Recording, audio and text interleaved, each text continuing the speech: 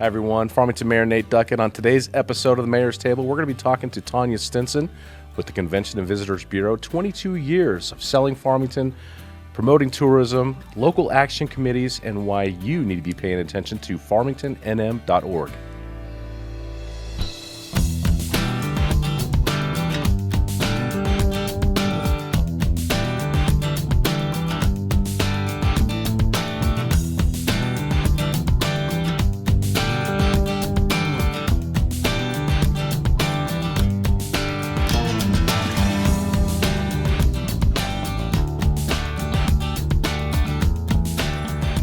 Everyone, Farmington Mayor Nate Duckett, thank you for joining us for another episode of the Mayor's Table. With me today is a friend of our show and certainly a great partner here in the city of Farmington. It's the Convention and Visitors Bureau Director, Tonya Stinson. Welcome. Hello. Thank you. It's good to be back. Yeah, well, finally.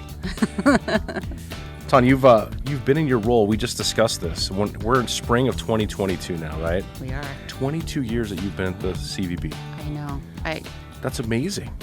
Thanks for giving away my age. I started very young. Yeah. And it's been wonderful time here at the CVB. No, that it is. I can't believe it. And when I look back and see the difference between the past 22 years and what we've accomplished as a community, it's pretty exciting. I think that'd be my question for you is what is maybe the stark contrast between, trying to sell Farmington to people, market Farmington, the CVB's, what you work on is the tourism components. You've obviously got your hands into so much more, but do you feel like it's become easier to sell Farmington now over the past 10 years than maybe the prior 10 years?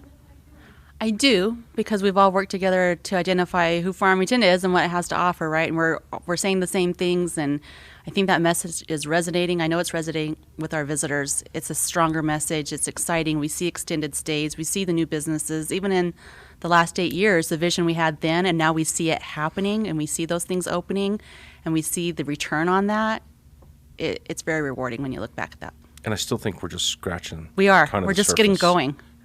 All the potential that's growing. And I say that because I noted on the amazing website that your organization operates, the farmingtonnm.org website for everybody out there. This is the go-to place for local events, and where you can actually, if you're hosting an event, that's where you go to upload that event. I kind of want to get into that. Yeah.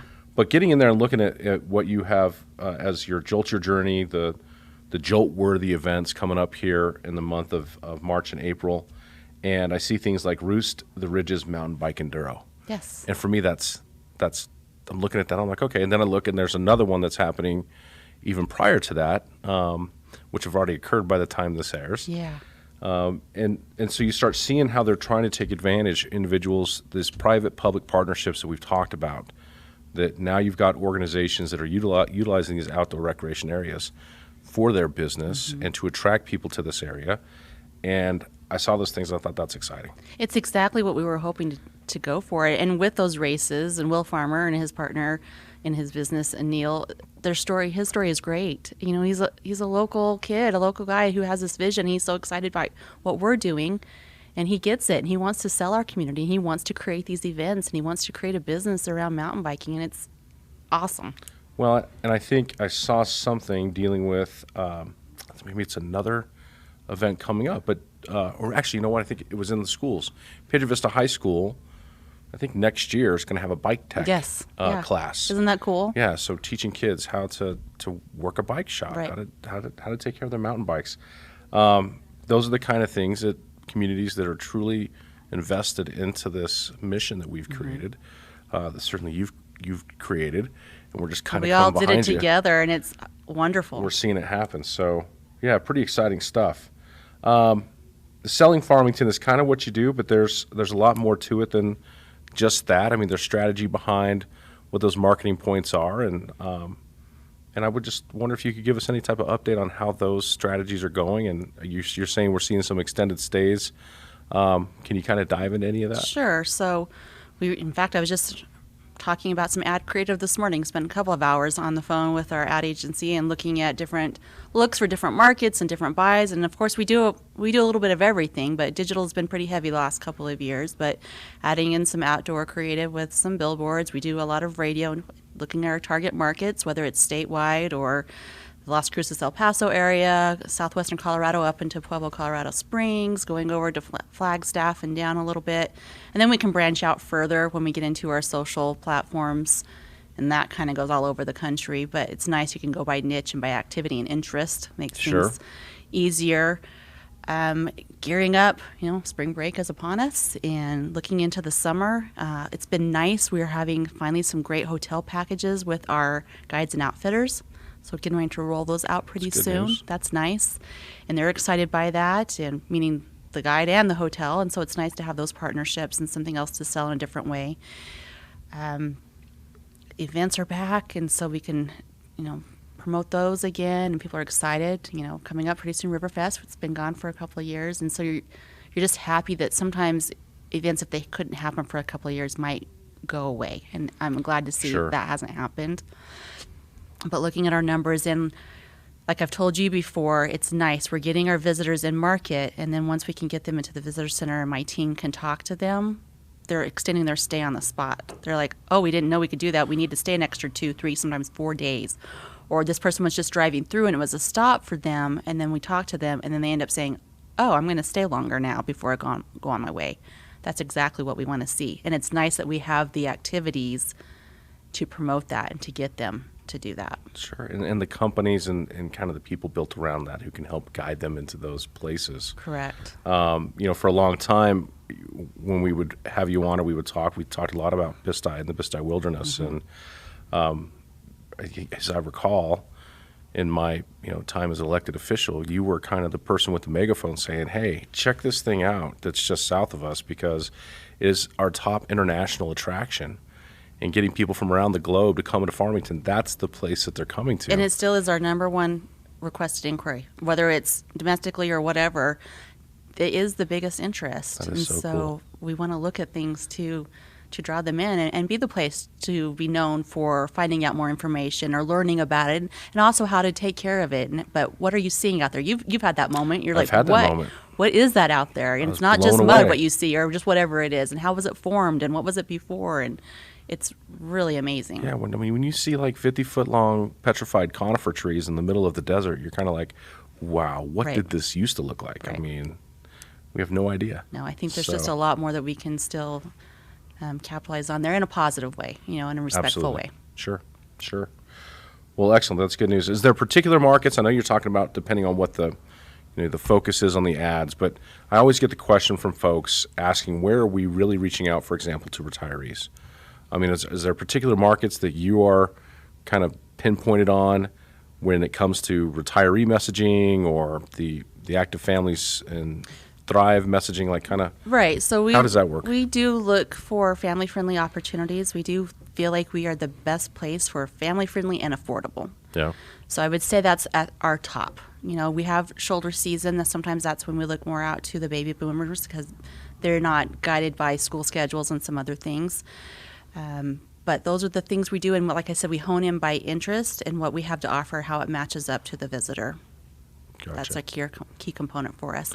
And there's other things. We're working with our art community. Of course, we want to find the way to work with them and bring that into. But sometimes I don't want people to think they see an ad and that's the only thing we're selling in that picture. That picture was just used to draw them in, and then we try to get them. Our conversion point is our website or our vacation guide in, so then they can see the options of things to do. But we really know what our messaging is, right? When we talk about active families and outdoor lovers.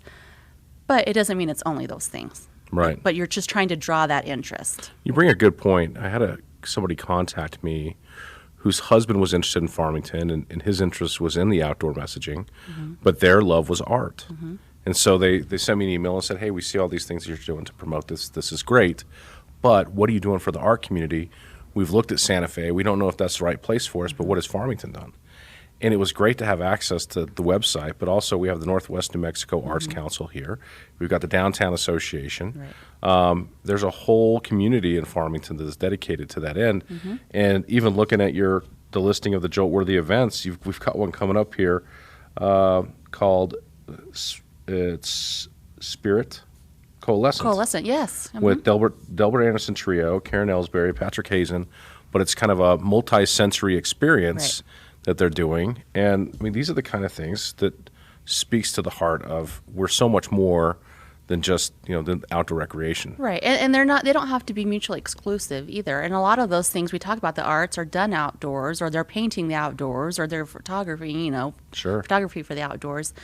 And we love our art community, and we are working with them because we're trying to create visitor experiences too, because we want them to be able to come in. And I know recently I spoke to Karen Ellsbury, and it was a really cool story. I don't know if you've seen some of her pieces, but her husband's taken the picture, and then they put that on a canvas, and she paints the rest of the photo around it, and they're amazing. It's really cool. Very cool. But she had a visitor come in, and he had his own photograph, and she worked with him, and she put his photograph in it, and then she painted around it, and he was able to sign his artwork, which, how cool for that, right? So to me, that's the visitor experience. That's the jolt-worthy moment in the art community. Well, I'm just thinking about a gentleman that I saw some photography on that he'd sent to me, and actually I think I shared it with you, and kind of find out we've used some of his stuff, but just picturing one of his pieces and being able to do what Karen does on top of that would just make it so dynamic. Speaking of that, I did see on the website there's a call for photos. Yes. What is that call for photos? So we do that on occasion. We just put it out to our community or beyond and just say, hey, we're looking. If you have something, these are our needs. They need to be high resolution because sometimes you go to print, and Sure. Do you have something of interest? Submit it. We'll take a look at it. Is there a charge to it? You need to tell us. Sometimes we buy it. Sometimes people let us use it for free. But we just try to get the best selection we have. Well, it's like having that good database, Yeah. of images to Because go there's a to. shelf life. You think there wouldn't be, but it's constantly, you have these great photos, and you're like, you're always needing more. There's never enough. There's never Yeah. enough. And we want a lot of different looks and perspectives from different people out there. That reminds me of, some of the call for locations for the New Mexico Film Office when they're asking people to send in pictures of locations of where people could be filming. Right. And I know you've participated quite a bit into Yeah. that. But we've gotten some really fun things because everyone's different, right? What they're out there doing, what they're Sure. capturing. Excellent. Outdoor, culture, and family. Those are the three kind of tag components of the events. Right. What people are looking for. We also have a really neat project that's coming out. And it's going to be on the public broadcasting station, and that's the Dennis Quaid Viewpoint. Yeah. Kind of small snippet of kind of getting into a community, and it's almost like a sales pitch to some degree. Yeah. They came from Hollywood to Farmington. They interviewed some amazing, community stakeholders, and they've put together this video that's going to air on PBS with Dennis Quaid hosting it. And I'm really excited to see how that turns out. Yeah. It's nice that it's finally here and we can share it and be proud of it. And so thank you for that. And I think we have some great content for it. I think we do too. And our vision really was to hit all the points, right? Whether it's a business to relocate here or someone to move here or a visitor to come and check us out. But we just wanted to show everything that Farmington has to offer in all those different categories. No, I think it's going to be a big hit. And it's good to get that national exposure. That's coast-to-coast exposure for us. Getting to see all those visuals that we've kind of become accustomed to here. Right. If you're paying attention, we have some really amazing footage of people doing things here in the area. So much to do. So much to do. That we'll see those now on coast to coast. Actually, had somebody at in my physical therapist's office. I was talking to her about where she was from, and I was like, "Well, what do you like to do here in Farmington?" She's like, "I do everything outside. That's what I do." Right? Don't we keep hearing that over and over? So I think it's working, Tonya. I think it is. So I want to thank you. You all have certainly championed the Jolt Your Journey, kind of Jolt Your Journey culture, really is what it is. The mindset, right? Yep, the mindset. We've worked together on putting the welcome signs in on the outskirts of town, welcoming people to Farmington. I love those signs. They turned out really well. We've worked together on the wayfinding signs. Yes. We've got this new trail map. I Right. say new. It was late last year, but we've got a trail map now that shows not just like the Riverwalk trails, but also kind of the trails, Glade Run Recreation Area for off-road and for mountain bike and equestrian. And all of this information is on the website too.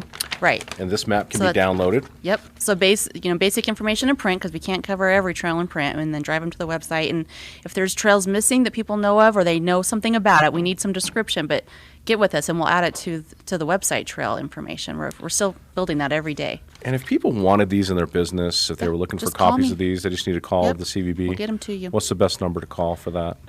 326-7602. You almost It's been a while I since you've know. had What to is spit my out a phone number? number. Yeah. 326-7602? Yes. All right. Yep. So if you'd like these in your business, these are great ways to Yep. The talk vacation about guide things that are too. We happening. have plenty of both. Vacation guide's great. So we're already writing 2023. Like literally right now, we are writing 2023. So Well, that's great. And there's going to be more things to add to it, there which is is going to be nice. It's a very exciting time. Film in Farmington. Any updates on film in Farmington? Anything going on in that realm? I hear from people probably a couple of times a month. There's nothing I can really talk about, but sometimes it's just inquiry and they're wanting to come up and check things out. Sometimes it's a little bit more serious. But it's a continuing conversation, and things are Sure. picking up there. How to submit your events. That was going to be my next thing. Sure. So when you're on farmingtonnm.org, across the top you'll see events and festivals, I think, is the header.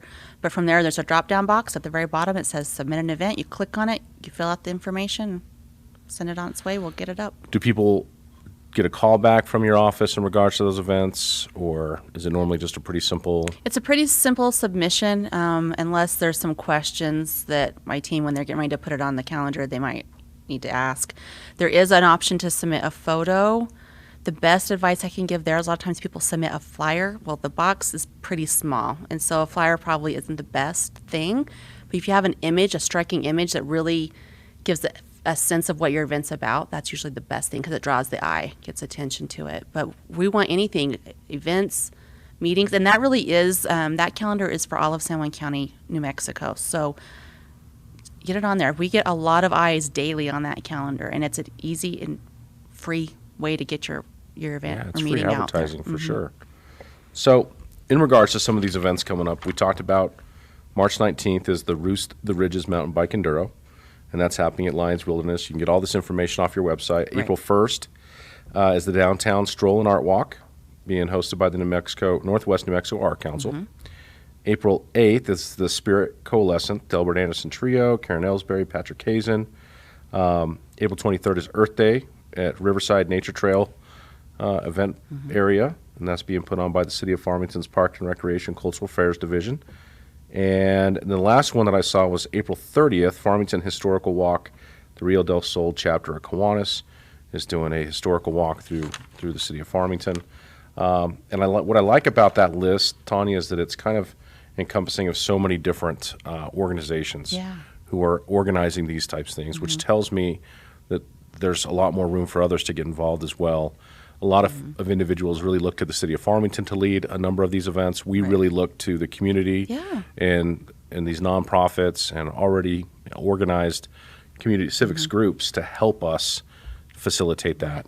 Even this week, talking to some kids at Mesa Verde Elementary School, just knowing that mindset, we expect the organization that is the city to do a lot, but really we are the city. Each of us plays a part in making this a community that we all want to live in.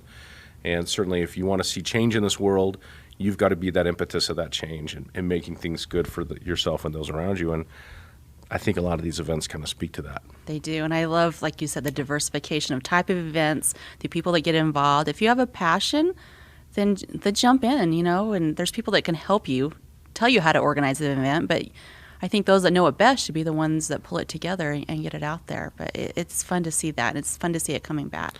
Well, on that note, you have the action team groups. Yes. Would you mind talking a little bit about that? Because I know you've just kind of bringing them back. Yeah. But can anybody be a part of the action team groups, and what do they do? You bet. So what's great about this is I think we looked back, and these started 2015, I think. We met monthly up until the beginning of 2020. And we probably averaged a good 20 to 30 people every month for all those years, which I thought was outstanding. That is a really good turnout. And so we started them back up in January, and we picked up right where we left off, about 20 to 30 people a meeting. And we have our live, work, stay, and play committees. And we have a chair for each committee. The stay means visitor stay, so the CVB does chair the stay, but we have live through the chamber. We have play. Natalie Spruill from Parks and Recreation Cultural Affairs is the chair of that. We have work with Melissa from Connect Space. And we take turns who facilitates the meeting each month. And we move the location around, but it's always the first Tuesday of the month, 11:30 to 1. Just the location changes. So in April, it will be at Connect Space. And we get a presentation by the committee that's leading the meeting, and we get updates from the rest. And we all have our initiatives that we're working on under our categories. We vote on jolt-worthy events. We get updates from just what's going on in the community. It's a good place to share information. And it's a very positive meeting. That's what I really love about it. It's the people that are wanting to make a difference, and they know that they're there not to just talk about it, but to roll their sleeves up and get to work. Yeah. And we're seeing some fun projects come out of that. And anybody can come and be a part of our group. We love it.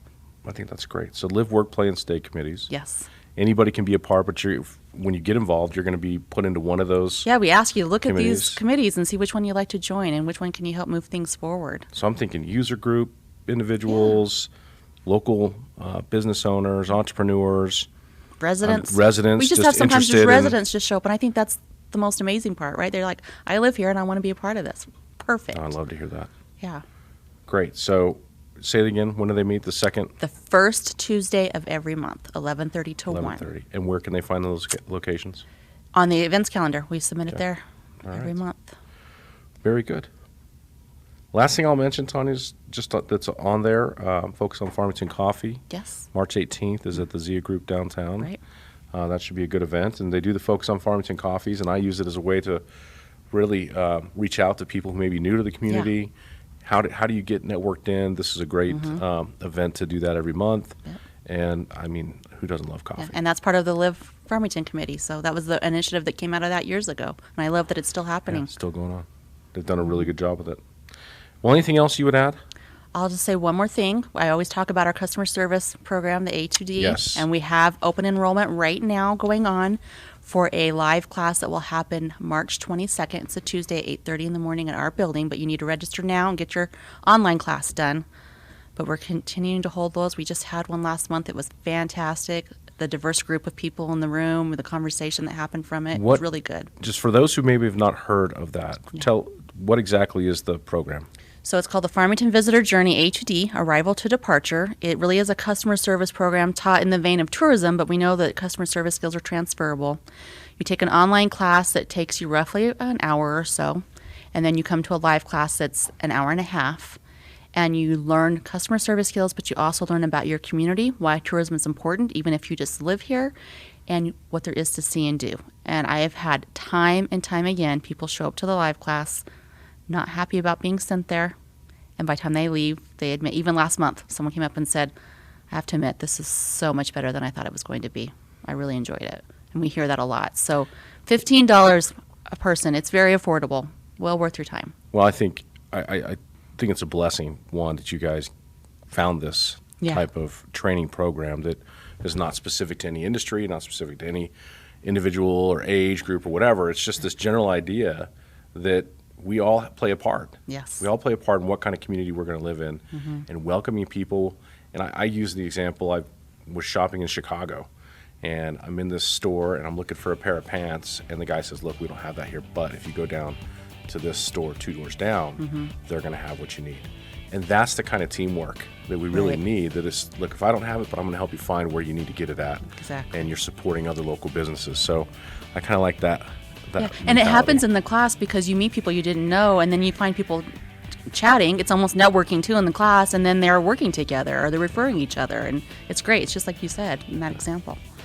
Well, Tonya, thank you for all the work that you do, and Ingrid and your staff, and you've brought so much to the table here, and for people to build upon and certainly grow our pride in the community that we live in and that we're creating right now. So we all Thank play you, that. Mayor. We appreciate the support that we get from you and council, and everybody at the city is great. We love working with everybody there. Awesome. Well, we'll keep it up. Okay. Yeah. Well, thank you for joining us for this episode of the Mayor's Table. Lots of great opportunities out there for you to get involved and play a part in this community and in the beautiful area that we live in. So get out, find an action team at the CVB that you can be a part of, and let's give back to this community that we love. Thanks. We'll see you here next time on the Mayor's Table.